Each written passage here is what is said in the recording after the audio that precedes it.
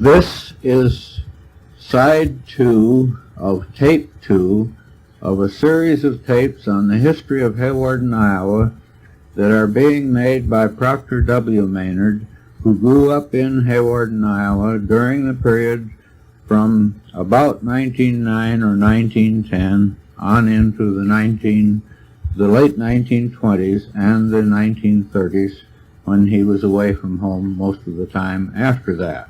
The remittance men and the railroads.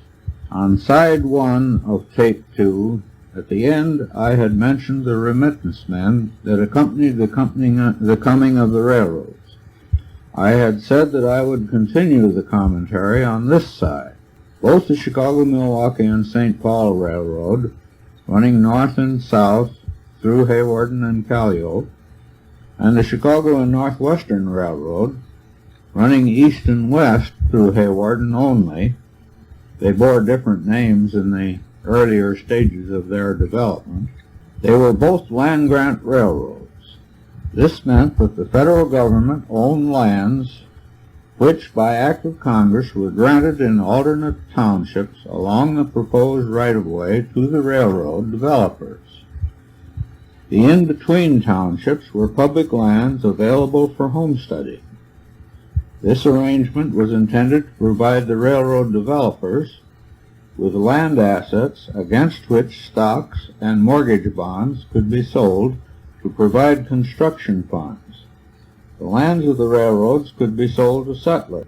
A town was planned by the developers somewhere in each of the 6 square-mile townships, and lots were sold in those towns. These settlers, together with the public land homesteaders, it was thought, would provide the freight and passengers to keep the railroads prosperous. Thus today, these land-grant towns are almost always somewhere between 6 and 12 miles apart, even though some of them are slowly dying out. In the days when there were depots, the depots were almost always on alternate sides of the track, because that's where the alternate townships were. Each of the railroads organized some sort of real estate company to sell the railroad lands, such as the Western Town Lot Company in Hawarden. The stocks and bonds of these railroads were in many cases sold to foreign buyers, many of them prosperous English families, usually of what was known as the landed gentry and the often minor ranking nobility.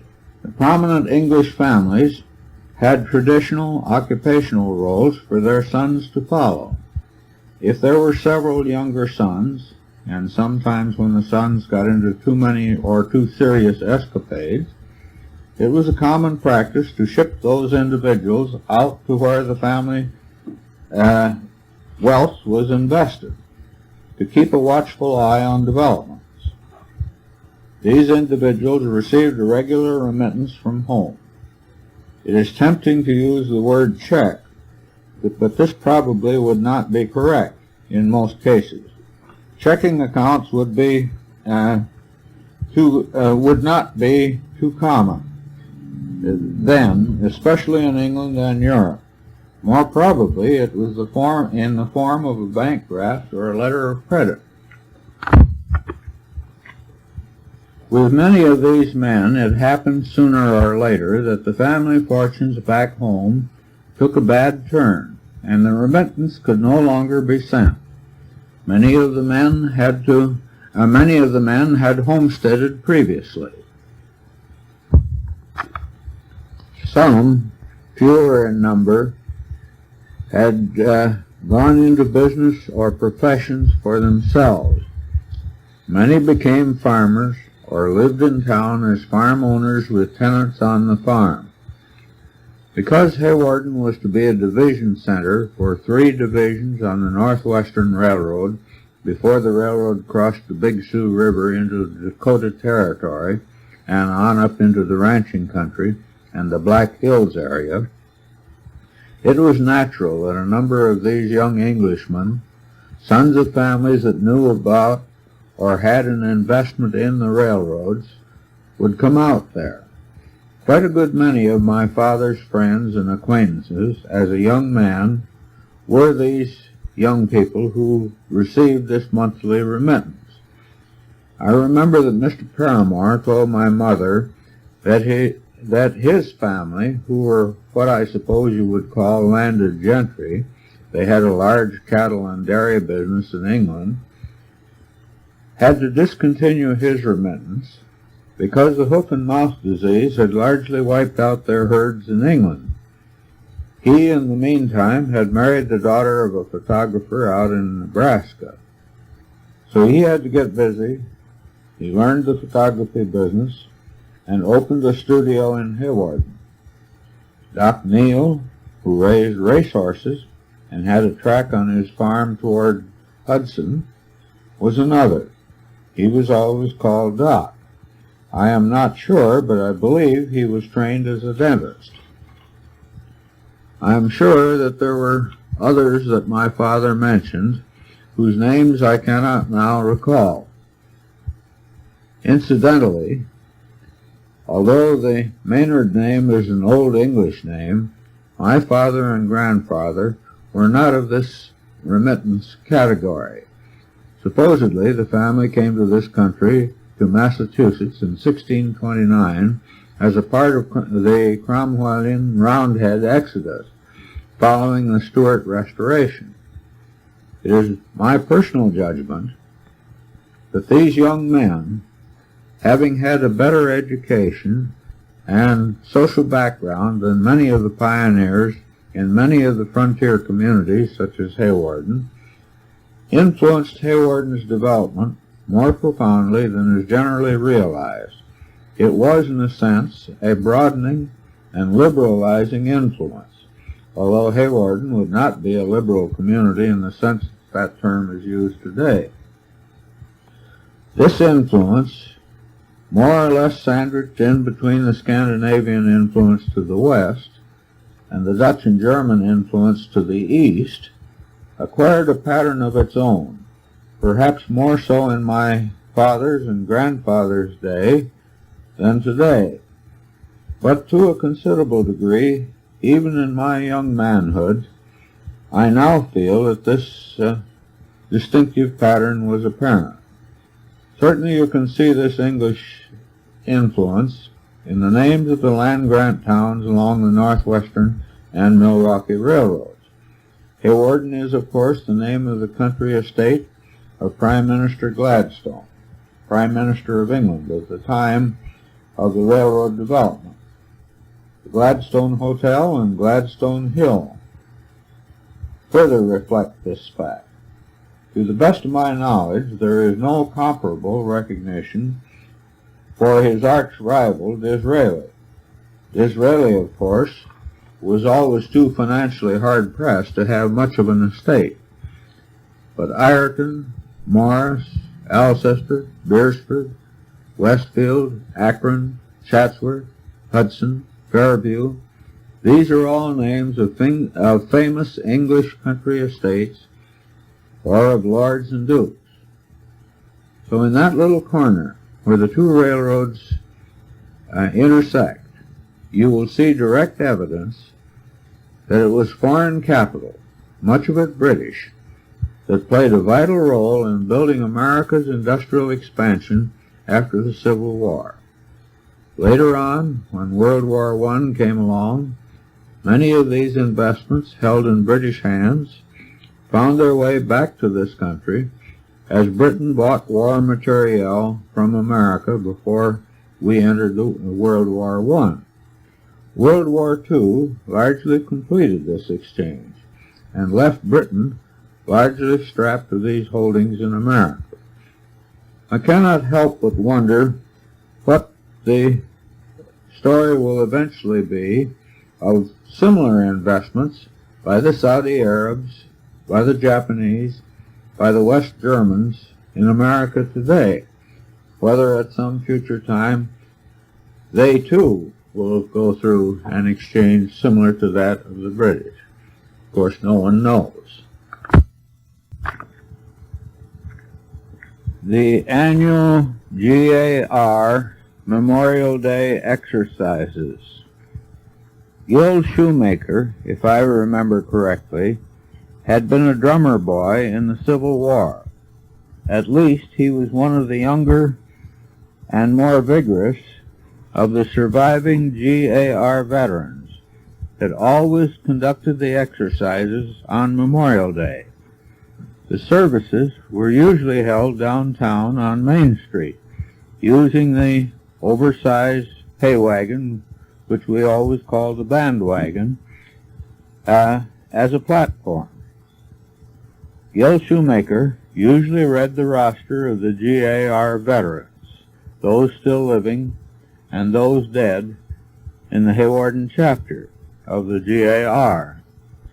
My grandfather's name was Proctor E. Maynard. My name is Proctor W. Maynard. This similarity of names always led to my taking quite a ribbing from my classmates. Why wasn't I out at the cemetery? I always knew you were dead, and remarks like that. I often wished that my grandfather hadn't been a participant in the Civil War. Life would have been much simpler for me if that had been the case. Another more or less inconsequential item that might be mentioned is that of the Boyer house on the west side of town.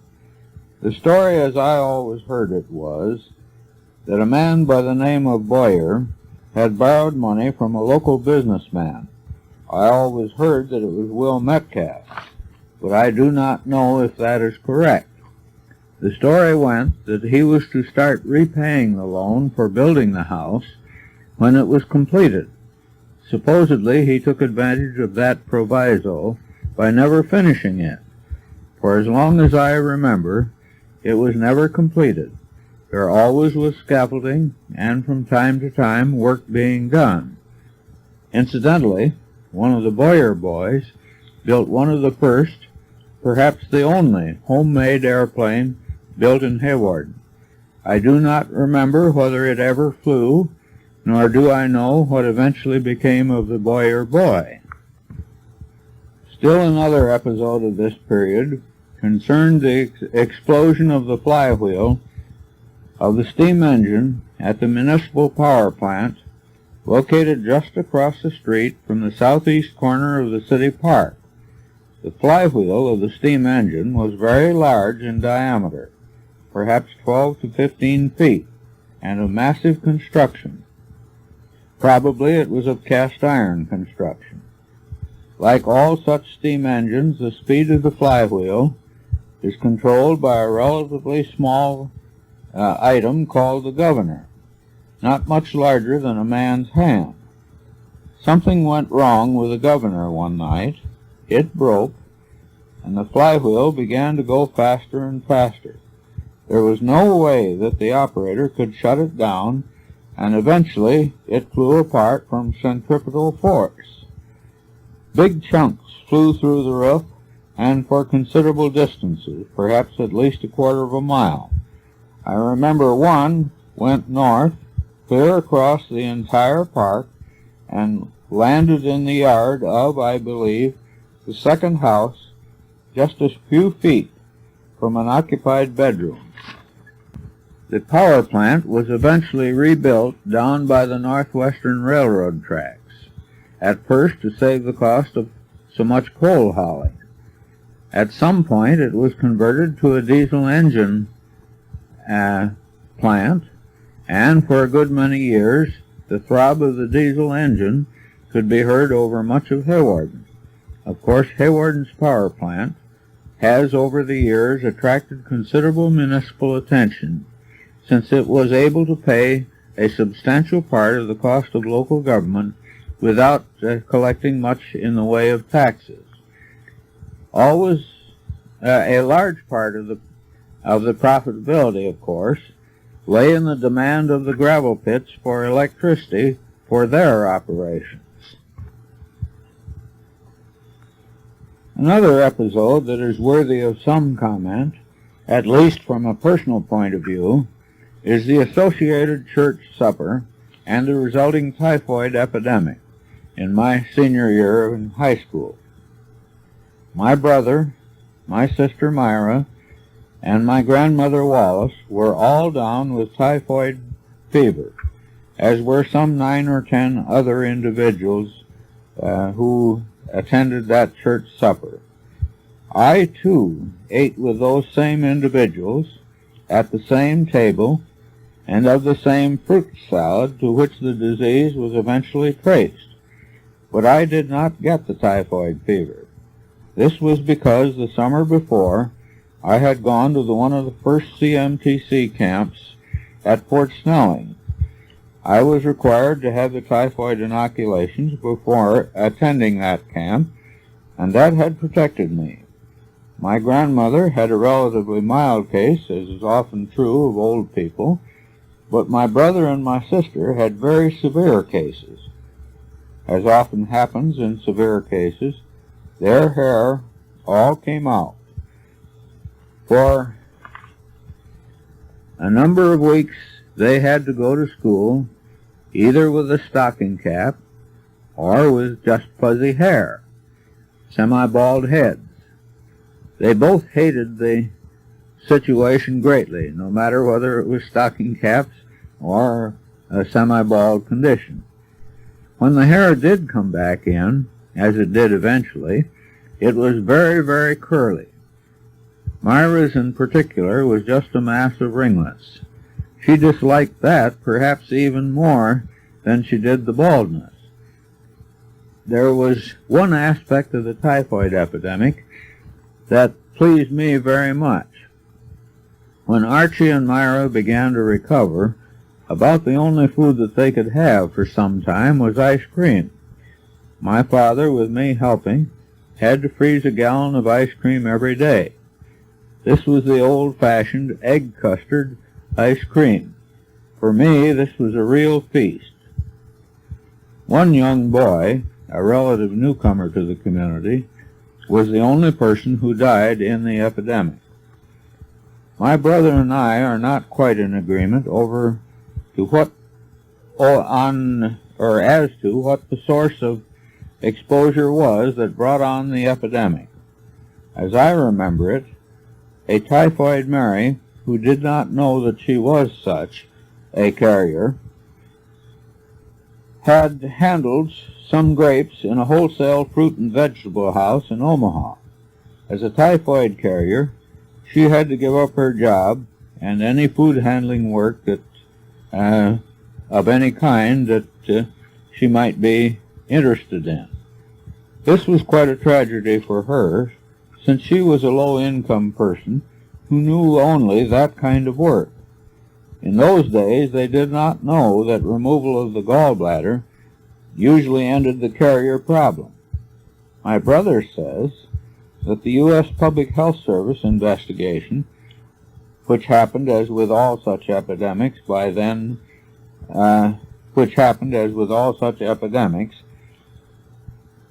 was eventually traced to a visitor in one of the homes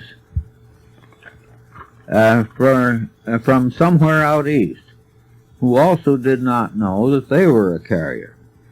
The files of the Independent and the Chronicle undoubtedly carry the story of the final investigation. I, of course, did not get a chance to read them.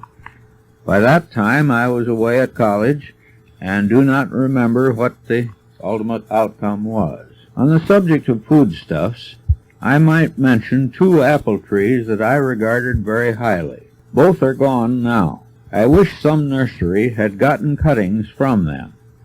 One was B.T. French's Whitney crab, which grew up against York Johnson's barn. The other was a winter greening in Andrew Ring's front yard, hard as a rock until after frost, then very large and very sweet and very delicious after it had been frozen quite hard.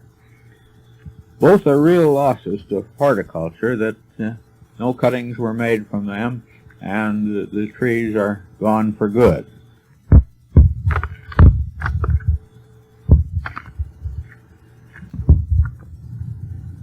one other episode that I remember very vividly, occurring probably in my early high school days, was the meteor explosion over that part of Iowa and Dakota and Nebraska.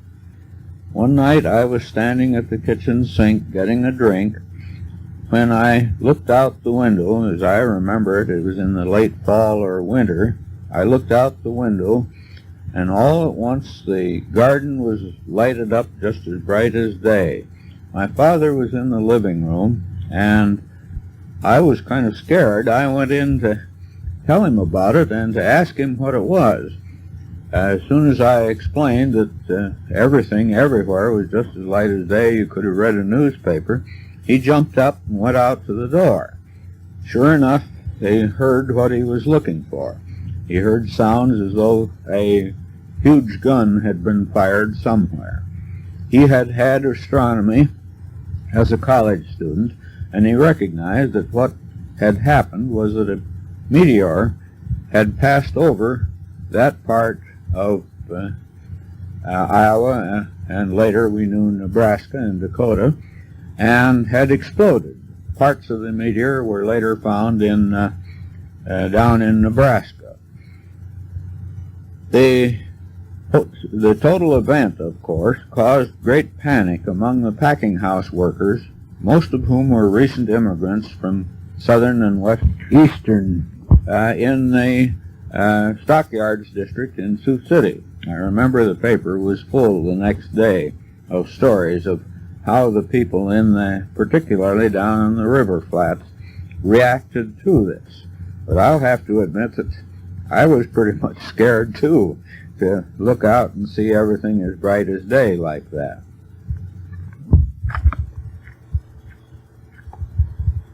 Since our home on Gladstone Hill was on the east side of town, we probably were more acquainted than most people would be with the fact that from time to time traveling rodeos came to Hawarden, usually from up in the Powder River country. Frequently they parked in what is now the high school grounds, what was at that time either my father's pasture land or Roy Wilkinson's pasture land. Also there were during that period of time gypsies that came through. Quite often they parked down on the road that I have referred to as Lover's Lane.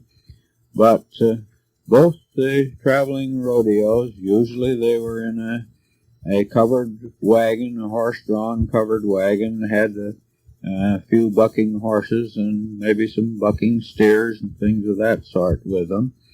And the traveling gypsies did come through. Also, being on the east edge of town, we had perhaps a little more exposure to regulation hobos than some people would get. They'd get off as the railroad trains, the freight trains, came around the curve before making the run into the Hawarden yards, and then they would walk over to the southeast corner of town, which would, of course, include our place. I know there were times when I found the chalk marks on the sidewalk that were left by hobos to tell other hobos what kind of a place the various homes were in that area.